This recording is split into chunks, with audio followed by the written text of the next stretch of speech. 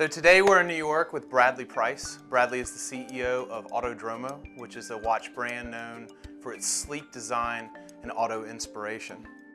Autodromo has quickly become a leading brand for car enthusiasts and watch enthusiasts alike. Bradley's a car nut, he's a designer, and he's a watch guy. Today we're going to learn more about Bradley and hear some great watch stories.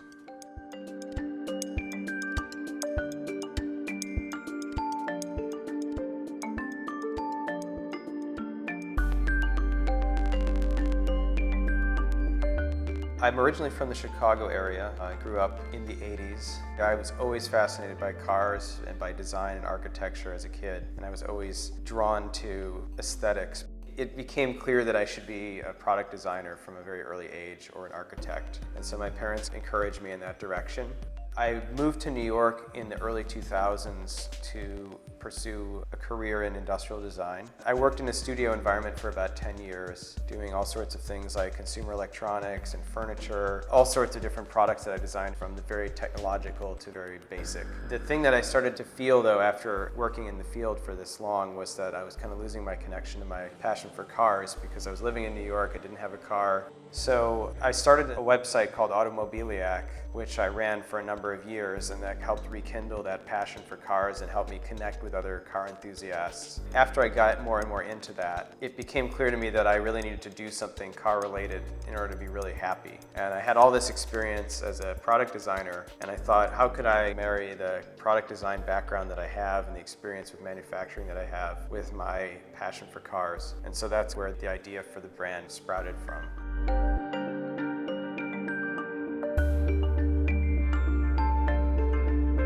So I have this page from a journal that I had made when I was 6 or 7 years old, and my mom recently sent me. And they're all misspelled, but it has this list of all these drivers like Sterling Moss and Juan Manuel Fangio and like Derek Bell and stuff, that I was kind of like listing drivers that I admired. And it's like kind of amusing to see this piece of paper from like 1986 where I had written all these names out that I didn't even know how to spell them yet, but I kind of phonetically tried to sound it out.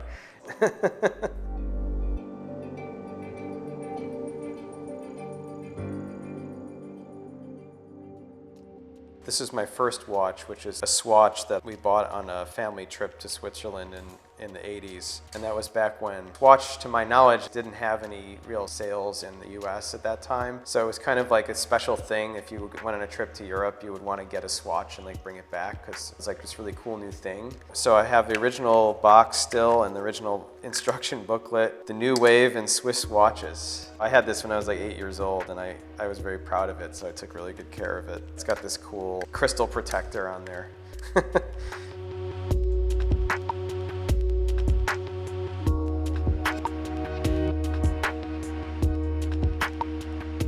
I'm such a fan of the Lancia Stratos rally car, and I'm a huge fan of Marcello Gandini, who designed it, and of Bertone, which was the coach builder. When I found out there was a Lancia Stratos Bertone watch, I said, okay, well, I have to have that. It's basically an LED watch that displays the time only when you press the button to conserve battery life and the life of the diodes. So you got time and date, and it's got the Stratos branding on the crystal, which is just really cool. And the thing that's really neat about the watch also is that it looks like it's plastic, but actually the case is PVD metal. On the wrist, it's actually got a nice heft to it. It's a very cool piece.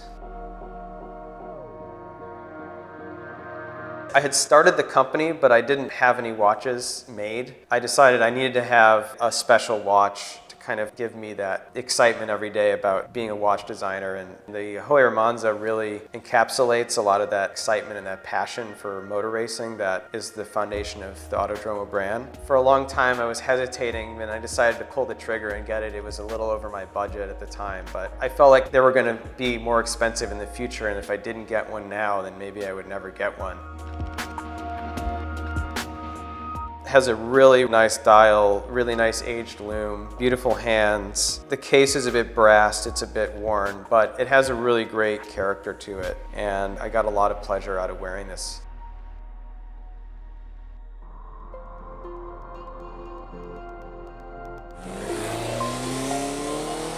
I was visiting a watch dealer in Manhattan and I just saw this Minerva rally timer and I immediately just was like, oh, this is so cool, I have to have this, because I wasn't familiar with this. You know, I've seen the Heuer dash timers like a million times in books or online or in cars at car shows.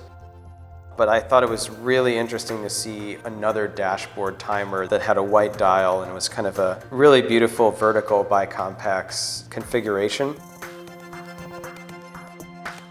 The one that's not in the dash mount I use on events to keep the overall time for a rally that my friend and I did.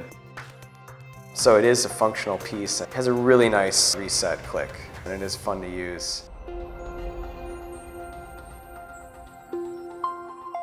The Monoposto was the first automatic watch that I ever produced. My initial collection that I launched the company with was all quartz watches. They were Swiss-made Ronda quartz movements. And very quickly people started saying, why don't you make an automatic? I really like this design, but I really wish it was automatic. And so I started to research the movements and so on. But the idea for this watch was to take the dashboard of gauges, the tachometer from a 1950s Grand Prix car, which was basically the size of like a dessert plate. I wanted to capture that oversized feeling on the wrist without being an enormous watch. So it's 43 millimeters and it has a very thin bezel and a very large dial opening. So it gives you that feeling of like a big gauge, but it's still a wearable size. This was a very, very popular watch. It kind of achieved a cult status very quickly. It was originally retailing for $875. Now they've more than doubled in value and they're only like a couple years old. So I was really proud of creating something that people really liked that much, and it made me really happy.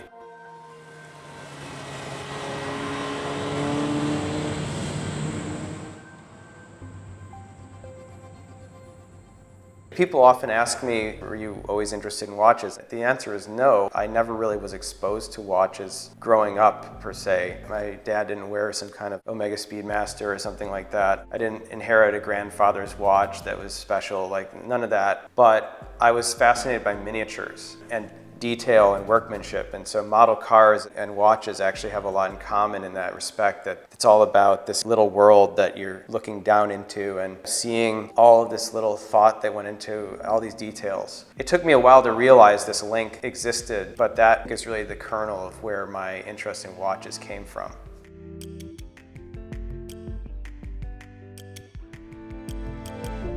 Why would you start a watch company in the 2000s? Who's buying watches anymore?